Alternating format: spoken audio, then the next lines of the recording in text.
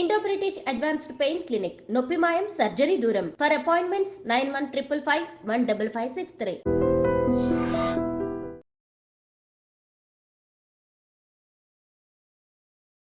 Welcome to iDream media. So జనరల్గా diabetes చాలా మందిని ఇబ్బంది పెడుతూ ఉన్న ప్రాబ్లము. ఎన్ని మందులు వాడినా, సో ఎలాంటి డైట్ తీసుకున్నా కానీ కంట్రోల్లో ఉంటుంది, పూర్తి స్థాయిలో తగ్గట్లేదని చెప్తూ ఉంటారు. అయితే ఆయుర్వేదంలో వీటికి చాలా చక్కటి పరిష్కారం ఉంది, తగ్గించుకోవచ్చు, రివర్స్ చేసుకోవచ్చు. ఇక అయితే ఇప్పుడు మనం హెచ్బిఏవన్సి పోస్ట్ బ్లడ్ షుగర్ లెవెల్స్ కరెక్ట్గా ఉన్నా కానీ ఫాస్టింగ్ బ్లడ్ షుగర్ అనేది అసలు చాలా మందిలో ఎక్కువగా ఉంటూ ఉంటుంది. ఎంత ట్రై చేసినా ఇది తగ్గదు. ఆయుర్వేద పరంగా అది అసలు దీన్ని ఏమంటారు, ఎందుకు ఎక్కువగా ఉంటుంది, ఎలా కరెక్ట్ చేసుకోవచ్చు, పూర్తి వివరాలు తెలుసుకుందాం. మనతో పాటు ఉన్నారు ప్రముఖ ఆయుర్వేద వైద్య నిపుణులు ప్రొఫెసర్ డాక్టర్ టి వేణుగోపాలరావు గారు from Ojas Ayurvedic centre, Chikkadpally. Doctor గారు నమస్తే. ధన్వంతరి అమ్మా, నమస్కారం. డాక్టర్ గారు, అంటే డయాబెటీస్ అనేది అంత పూర్వమే ఉందా ఆయుర్వేదంలో చెప్పడానికి? మీకు ఒక విషయం చెప్తే ఆశ్చర్యపోతారమ్మా. డయాబెటీస్ ఇప్పుడు వచ్చింది కాదు, ఆయుర్వేదంలో పేరు మారింది. దీనికి పేరు మారింది తప్ప రోగం ఒకటే. ఆయుర్వేదంలో ప్రమేహ రోగం, ముఖ్యంగా మధుమేహం, అంటే 20 రకాల ప్రమేహాలని సరిగా ట్రీట్మెంట్ చేయకపోతే, అంటే సరైన సమయంలో ట్రీట్మెంట్ చేయకపోతే అది మధుమేహం కింద మారుతుందని ఆయుర్వేదంలో చెప్పారు. సో మనకి చరిత్రలో, మనకి పురాణాలలో కనుక చూస్తే ఒక రకంగా, అంటే ఇది ఒక వర్షన్ ఉంది, అది నిజమా కాదా నాకు కూడా తెలియదు. విఘ్నేశ్వరుడు, వినాయకుడు, the first person who detected as obese diabetes. So అందుకనే అతనికి బిల్వపత్రము, తర్వాత బిల్వపత్ర పూజ అనేది చేస్తుంటారు ఎక్కువ. తర్వాత దర్భ, గరిక. సో వీటన్నిట్లలో ప్రమేహాన్ని తగ్గించే గుణాలు ఉన్నాయన్నమాట. తర్వాత వెలగపండు, కపిత్త జంబూ ఫలసార భక్షితం ఉమాసుతం శోక వినాశకరకం అన్నారు కదా. సో ఇక్కడ శోకము అంటే రోగం, అంటే శోకము అంటే మనకు దుఃఖం కాదు, మనకి రోగానికి ఒక పర్యాయ పదము శోకం అన్నమాట. సో ఆ పరంగా చూస్తే కపిత్త జంబుఫల సారభక్షితం, ఈ రెండింటిని ఎక్కువగా ఇష్టపడి తినేవాడు. ఎందుకు? జంబూఫలం అంటే నేరేడు పండు. రీసెంట్గా కూడా, అంటే మనకి దాదాపు ఒక 20 సంవత్సరాల నుండి కూడా సైంటిఫిక్గా మనకి నేరేడు పండు అనేది షుగర్ని తగ్గిస్తుందని చాలామందికి తెలుసు. తర్వాత కపిత్త, వెలగపండు గుజ్జు, తర్వాత వెలగపండు ఆకు రసంలో కూడా షుగర్ని తగ్గించే ఔషధ గుణాలు ఉన్నాయని రీసెంట్ రీసెర్చ్లు చాలా చెప్పినాయి. కానీ వాడుకలో తక్కువగా ఉంది. వాడుకలో ఎక్కువగా ఉన్నది ఏంటిది? జంబూఫలం, అంటే నేరేడు గింజల చూర్ణం అన్నమాట. ముఖ్యంగా ఇది డయాబెటీస్లో షుగర్ లెవెల్స్ ఎక్కువగా ఉండడంతో పాటు అతిమూత్రము అంటారు కదా. సో ఫ్రీక్వెంట్ యూరినేషన్ ఉండి షుగర్ లెవెల్స్ ఎక్కువగా ఉండే వాళ్ళలో నేరేడు గింజల యొక్క పొడి ప్రతిరోజు ఉదయం 1 టీ స్పూన్, మధ్యాహ్నం 1 టీ స్పూన్, రాత్రి 1 టీ స్పూన్, తినకంటే ఒక అర్ధగంట ముందు కనుక తీసుకుంటే అతిమూత్రం చాలా అద్భుతంగా తగ్గుతుంది. ఇది నేను చెప్పింది కాదు, ఇది అనుభవపూర్వకంగా మన పూర్వీకులు చెప్పింది, ప్లస్ మన గ్రంథాల్లో నిక్షిప్తం చేయబడింది. సో అంత అద్భుతమైనది. ఇంకొకటి నేరేడు నేరేడు యొక్క ఈ గింజల చూర్ణమే కాకుండా దాని దాని యొక్క బెరడు పొడిని కూడా వాడతారు అన్నమాట కొంతమంది. సో ఆ బెరడు పొడి కూడా ఈ షుగర్ని కంట్రోల్ చేసే యాక్టివిటీ ఉంది. అందుకని ఏంటంటే మనకి చరిత్రలో, మనకి పురాణాలలో ఒబేస్ డయాబెటిక్ మన విఘ్నేశ్వరుడు అనమాట. సో మనకి పురాణాలు, అందుకనే మనకి ఎక్కువగా పూజలో వాడే 20 పత్రాలు అంటారు కదా. 20 పత్రాలు, మనకి 20 పత్ర పూజ మనకు వినాయక చవితి నాడు మనం చేస్తుంటాం. దాంట్లో అర్జున పత్రము, దతుర పత్రము, బిల్వ పత్రము, తర్వాత అర్కపత్రం అని, నిర్గుండి, వేప, ఇలాంటివన్నీ కూడా మనకు చెప్పారనమాట. సో ఇది పెద్ద టాపిక్, దానికి ఒక్కొక్క దానికి ఒక్కొక్క ఇంపార్టెన్స్, అది మనం తర్వాత చెప్పుకోవచ్చు. మనం ఎక్కువగా ఇప్పుడు చూడాల్సింది ఏంటంటే, మీరు అడిగారు కదా ఫాస్టింగ్ బ్లడ్ షుగర్ లెవెల్స్ ఎక్కువ ఉన్న వాళ్ళలో ఏం చేయాలి మరి కదా. సో అలోపతి పరంగా చూస్తే దీనికి రకరకాల కారణాలు వాళ్ళు చెప్తారు. ఎందుకంటే రాత్రిపూట ఎక్కువగా కార్బోహైడ్రేట్స్ ఎక్కువగా ఉండే ఆహార పదార్థాలు తీసుకోవడము, లేదంటే డాన్ ఫినామినా, తర్వాత సోమ్గాయ్ ఫినామినా అని 2 రకాలు చెప్పారు. అది డీటెయిల్గా నేను పోను వాటికి. కానీ ఆయుర్వేద పరంగా ఏం చెప్పారంటే ఒక రకమైన అజీర్ణము దీనికి కారణము అని ఆయుర్వేదంలో చెప్పారనమాట, ఫాస్టింగ్ బ్లడ్ షుగర్ లెవెల్ పెరగడానికి. ఓకే, మనకి ఆయుర్వేదంలో 4 రకాల అజీర్ణాలు చెప్పారు. అంటే డైజెషన్ అంటే మెటబాలిజంకి సంబంధించిన వ్యాధులని అజీర్ణ వ్యాధులు అంటారనమాట. సో దాంట్లో ఆమాజీర్ణము, విదగ్ధాజీర్ణము, విష్టబ్దాజీర్ణము, రసశేషాజీర్ణము అని చెప్పారనమాట. సో ఆమాజీర్ణం అనేది కఫ వ్యాధులకు, విదగ్ధాజీర్ణం అనేది పిత్త వ్యాధులకు, విష్టబ్దాజీర్ణం అనేది వాత వ్యాధులకి మూల కారణంగా ఉంటుంది. సో 4వది రసశేష అజీర్ణం అనమాట. ఈ రసశేష అజీర్ణం అనేది ఫాస్టింగ్ బ్లడ్ షుగర్ లెవెల్స్ పెరగడానికి ఒక రకమైన కారణం. సో ఇది ఆయుర్వేద గ్రంథాల్లో చెప్పినప్పటికీ అది ఒక అంటే పూర్తిగా దాన్ని వివరంగా చెప్పలేదన్నమాట. ఒక సంక్షిప్తంగా చెప్పారు. దాన్ని డీకోడ్ చేయాల్సిన అవసరం ఉంటుంది. సో మా ఎక్స్పీరియన్స్లో మా ఒక టీమ్ ఆఫ్ ఆయుర్వేదిక్ డాక్టర్స్, ఒక సీనియర్ డాక్టర్స్ దీన్ని డీకోడ్ చేసినప్పుడు మనకు అర్థమైందనమాట. సో వేల మంది, దాదాపు రోజుకి ఒక 100 నుంచి 150 మంది డయాబెటిక్ పేషెంట్ని చూసే ఆయుర్వేద వైద్యులు ఉన్నారు మా టీంలో. సో వాళ్ళందరి యొక్క అనుభవంతో, ఏండ్ల ఎత్తరబడి ఉన్న అనుభవంతో, వాళ్ళకున్న హిస్టరీని మనం పూర్తిగా దాన్ని మనము అనలైజ్ చేసినప్పుడు అర్థమైంది ఏంటంటే వాళ్ళందరిలో కామన్గా కనబడే, అంటే ఫాస్టింగ్ బ్లడ్ షుగర్ లెవెల్స్ ఎక్కువగా ఉండే పేషెంట్స్లో కామన్గా కనబడే ఒక ప్రాబ్లము అజీర్ణం. దాంట్లో ఒకటి రసశేషాజీర్ణం. సో ఈ రసశేషాజీర్ణాన్ని కరెక్షన్ చేసినప్పుడు మనము ఫాస్టింగ్ బ్లడ్ షుగర్ లెవెల్స్కి అడిషనల్గా షుగర్ను తగ్గించాల్సిన మందులు వాడే అవసరం లేకుండానే కేవలం మనకి ఇండైరెక్ట్గా ఈ అజీర్ణం తగ్గిస్తే ఆటోమేటిక్గా తగ్గిపోతుంది. సో ఇది ఆయుర్వేదంలో ఉన్న ఒక అద్భుతమైన విశేషం అన్నమాట. సో మనకి రసశేషాజీర్ణం అనేది ఫాస్టింగ్ బ్లడ్ షుగర్ లెవెల్స్ పెరగడానికి నార్మల్గా ఎంత మందులు వాడినా కానీ, ఎంత ప్రయత్నాలు చేసినా కానీ, అది ఆహారం ద్వారా కానీ, మందుల ద్వారా కానీ, ఎక్సర్సైజ్ ద్వారా కానీ ఎన్ని ప్రయత్నాలు చేసినా కానీ తగ్గదు. డాక్టర్లకే ఇంకా విసుగెత్తుతుంది అనమాట, ఏం చేయాలో అర్థం కాదు. చాలామంది నేను చూశాను. సో వాళ్ళ దగ్గర నుంచి ఎటువంటి రెస్పాన్స్ రాక ఆయుర్వేదానికి వచ్చే పేషెంట్స్ చాలామంది ఉంటారు. సార్ మాకు అంతా బాగానే ఉంది, మేము మందులు వాడుతున్నాం, పోస్ట్ లంచ్ బాగానే ఉంది, ఇంత అన్ని బాగానే ఉంటాయి, కానీ ఫాస్టింగ్ బ్లడ్ షుగర్స్ తగ్గకపోవడం వల్ల మాకు దాని యొక్క దుష్ప్రభావాలు కనబడుతున్నాయి సార్. కొంతమందికి 160, 170 వరకు ఉంటాయి.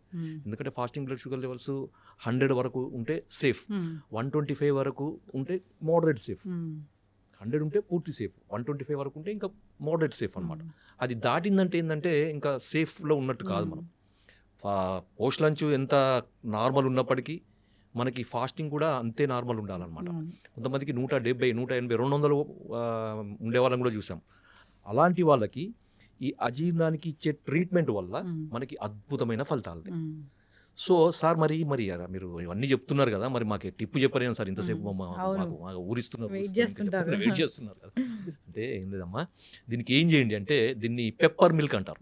పెప్పర్ మిల్క్ మీకు ఈజీ అర్థం కావడానికి, మిరియాల పాలు. అరే మిరియాల పాలా సార్, ఏంటి మీరు అది ఏం చెప్తున్నారు సార్, ఏంటిది? అందరికీ తెలుసు మిరియాల పాలు అంటే పాలలో మిరియాలు వేసుకుని తాగడం, మిరియాల పొడి వేసుకుని తాగడం సార్. కానీ దానికి ఒక పద్ధతి ఉంటుంది కదా. మామూలుగా ఏదో దగ్గు వచ్చింది, జలుబు వచ్చింది, మిరియాలలో వేసుకుంటా, అది కాదు. మీరు ఏం చేయాలంటే ముందుగా మార్కెట్ నుంచి మిరియాలు తీసుకురండి. ఎందుకంటే దాన్ని మిరియాలని శుద్ధి చేయాలి. శుద్ధి చేయకుండా మందులకు వాడుకోవద్దు. మీరు వంటలలో వాడుకొని మీ ఇష్టం, పర్వాలేదు. కానీ మందులకు వాడేటప్పుడు, అంటే దీని కొరకు వాడుకునేటప్పుడు శుద్ధి చేయాలన్నమాట. శుద్ధి ఎందుకంటే 2 రకాల కారణాలు. ఒకటేమో దాంట్లో అడల్ట్రేషన్స్, మిరియాలలో మనకి ఈ పుప్పొడి గింజలు కూడా కలుపుతారు అనమాట. సో వాటిని తీసేయడానికి.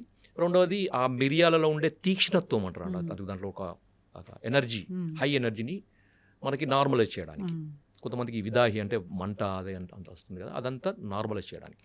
దీనికి ఏం చేయాలంటే మార్కెట్ నుంచి తీసుకొచ్చిన మిరియాలను మంచిగా చెరిగి దాంట్లో పొట్టు అదంతా తీసేసి పల్లుచట్టి మజ్జిగ, 1 లీటర్ మజ్జిగ తీసుకొని దాంట్లో ఒక 1/2 కేజీ, మనం మార్కెట్ తీసుకుంటున్న 1/2 కేజీ అంతా 1 లీటర్ మజ్జిగలో ఈ 1/2 కేజీ మిరియాలను వేసి రాత్రంతా ఉంచాలన్నమాట. ఉదయం లేచేసరికి ఏమవుతుందంటే మనకి ఆ చచ్చులు కానీ, తర్వాత నాపాలు కానీ, అవన్నీ కూడా మనకి పైకి తేలుతాయి అన్నమాట. సో మంచి పుష్టికరమైనవి, తర్వాత ఔషధ గుణాలు అన్నీ కూడా కిందికి బాటంలో సెటిల్ అవుతాయి. మీరు వాటన్నిటిని మొత్తం పైనుంచి తీసేసి ఆ మజ్జిగను కూడా తీసేసి ఆ కింద ఉన్న మిరియాలను మంచిగా తీసి వాటిని వేడి నీళ్ళలో కడగండి. కొంచెం గోరువెచ్చని, మరీ వేడి కాదు, కొంచెం గోరువెచ్చని నీళ్ళలో కడిగేసి ఏం చేయండి అంటే ఆరబెట్టాలన్నమాట. పూర్తిగా దాంట్లో ఉండే మాయిశ్చర్ అంతా పోయే వరకు ఆరబెట్టేసి కంటైనర్లో వేసుకోండి. వేసుకొని ప్రతిరోజు కూడా 1 కప్పు ఆవు పాలు, తర్వాత 1 కప్పు నీళ్లు, లేదు అంటే 1/2 కప్పు పాలు, తర్వాత 1/2 కప్పు నీళ్లు, దాంట్లో 1/4 టీ స్పూన్ మిరియాలను ఇప్పుడు మనం చేసుకున్నాం, శుద్ధి చేసుకున్నాయి, దాన్ని నలగొట్టాలన్నమాట. పూర్తిగా పొడి చేయొద్దు, మిక్సీలో వేసి తొందరగా కావాలని దాన్ని పొడి చేయొద్దు అనమాట. జస్ట్ దంచే చేయాలి అంతే. అంటే బురుయిజ్ అంటారు కదా, దంచేసి ఆ పాలలో వేసి మనం ఎంతైతే నీళ్లు పోసినాం అంటే అది 1/2 కప్పు కానీ 1 కప్పు కానీ పూర్తిగా ఎగిరిపోయే వరకు, పాలు మాత్రమే మిగిలే వరకు ఓకే, దాన్ని మరిగిచ్చేసి వడపోసుకొని గోరువెచ్చగా ఉండేటప్పుడు, లేదంటే మనం తాగగలిగేంత వేడి ఉన్నప్పుడు తాగండి. ఇది ఎప్పుడు చేయాలంటే ప్రతిరోజు ఉదయం ఎంప్టీ స్టమక్లో చేయాలి. సో కొంతమందిని నేను చూసాను, అంటే నాకు ఫీడ్బ్యాక్స్ వచ్చినాయి, నాకు తర్వాత రిపోర్ట్స్ కూడా చూపిస్తాను. చెప్తారు కదా. సో 3 రోజులలోనే, అంటే కొంతమంది సంవత్సరాల తరబడి ప్రయత్నాలు చేసినా తగ్గని ఫాస్టింగ్ బ్లడ్ షుగర్ 3 డేస్లోనే తగ్గిపోయిందని నాకు ఫోన్లో వచ్చినాయి, రిపోర్ట్స్ కూడా పంపించాను. నేనే ఆశ్చర్యపోయాను. సో ఇంత అది ఉంటుందా అని. కొంతమందికి వారం రోజులు, కొంతమంది 10 రోజులు. అంటే ఈ అలోపతి మెడిసిన్స్ కంటే ఫాస్ట్గా కూడా మనకి ఫాస్టింగ్ బ్లడ్ షుగర్ లెవెల్స్ తగ్గుతాయి. అంటే ఇంకొకటి ఏంటంటే అందరు అడుగుతారు, సార్ మరి ఇది తీసుకున్నప్పుడు అలోపతి మెడిసిన్ బంద్ చేయాలా?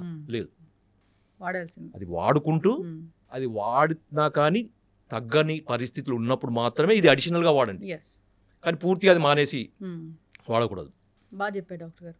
చాలా మంది అయితే అవి మానేయండి వాడండి అంటారు, అవి మానేయండి అలోపతి మందులు మానేయండి అనగానే సో కాంప్లికేషన్స్ వచ్చి ఇబ్బంది పడిన సందర్భాలు మనం చాలా ఉంటాయి. అది అంటే ఒక డేంజర్ పరిస్థితి. ఎందుకంటే మనకి ఇప్పుడు చూడండి, సింపుల్, ఇప్పుడు ఒక మనకి స్టేటస్, మనకి బాడీలో ఒక సమతుల్యత అనేది మందుల వల్ల ఇట్లా మెయింటైన్ అయింది.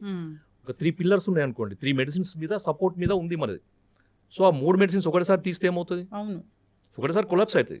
దానికి ఏంటంటే మనకి ఒక మెడిసిన్ తీసేయండి, మనకు ఆయుర్వేదిక్ మెడిసిన్ సపోర్ట్ ఇవ్వండి స్లోగా. ఆయుర్వేదిక్ మెడిసిన్ సపోర్ట్ స్ట్రాంగ్ అయ్యే వరకు అలోపతి మెడిసిన్ ఉంచండి, తర్వాత దాన్ని తీసేయండి. సో దాని తర్వాత ఇంకొక మెడిసిన్ వైద్యులు చెప్తా ఉంటారు అట్లా. సో ఇలాంటి మెడిసిన్ వాడుకోవచ్చు. దీనివల్ల ఎటువంటి నష్టం లేదు, ఎందుకంటే ఇది పనిచేసే విధానం, అది పనిచేసే విధానం రెండు కూడా డిఫరెంట్ గానే ఉంటాయి. కాబట్టి దీనికి దానికి ఎటువంటి కాంట్రాస్ట్ ఉండదు, ఇబ్బందులు ఉండవు, ఖచ్చితంగా వాడుకోవచ్చు, ఏం ప్రాబ్లం ఉండదు. చాలా చక్కగా చెప్పారు డాక్టర్ గారు. అంటే ఇది ఎందుకు వస్తుంది అంటే రూట్ కాజ్ చాలా చక్కగా చెప్పారు. మరి దాన్ని కరెక్ట్ చేయాలంటే టిప్స్ ఉన్నాయి. సో అది ఫుడ్డే. ఇప్పుడు మిరియాల పాలు అంటే ఆ పాలని ఎట్లా తయారు చేసుకోవాలనేది కూడా చాలా చక్కగా చెప్పారు. ఆ మిరియాలు తెచ్చుకోవాలి, మజ్జిగలో నానబెట్టుకోవాలి, సో పైన తేలినంత తీసేయాలి, మజ్జిగను కూడా పడేయాలి, వీటిని పొడిలాగా చేయాలి, అప్పుడు వేడి నీళ్ళలో కడిగి పొడిలాగా చేసుకొని ఆరిన తర్వాత పూర్తిగా ఎండిన తర్వాత బాగా డ్రై అయ్యాక, లేదంటే ఫంగస్ వస్తుంది. అవును, బాగా డ్రై చేసుకొని ఆ పొడి వాడుకుంటే సరిపోతుంది. చాలా మంచి సింపుల్. ఎందుకంటే మనకి రసశేషాజీర్ణాన్ని తగ్గించగలిగే ఔషధ విలువలు ఉన్నది మనకి ఈ మిరియాలు అనమాట, మిరియాల పాలు. అది ఆయుర్వేద గ్రంథాల్లో ఉంది, పెప్పర్ మిల్క్ అంటారా, పెప్పర్ మిల్క్. సో దీన్ని ఇది ఎట్లా చెప్పారంటే ఇది రసధాతువుని సరైన క్రమంలో సరిగ్గా తయారయ్యేటట్టు చేస్తుంది అని ఆయుర్వేద గ్రంథాల్లో చెప్పారనమాట. అంటే రసధాతువు అజీర్ణము అంటే మెటబాలిజం, రసధాతువు యొక్క మెటబాలిజం సరిగా కానప్పుడే అది ఫాస్టింగ్ బ్లడ్ షుగర్ పెరగడానికి కారణమవుతుంది. ఇది చాలా సైంటిఫిక్గా చాలా ఎక్స్ప్లెయిన్ చేయొచ్చు. ఇంకొకటి తర్వాత సార్ ఇంకా కొంచెం వీటికి అడిషనల్గా ఇంకేమైనా మెడిసిన్స్ ఉంటాయా?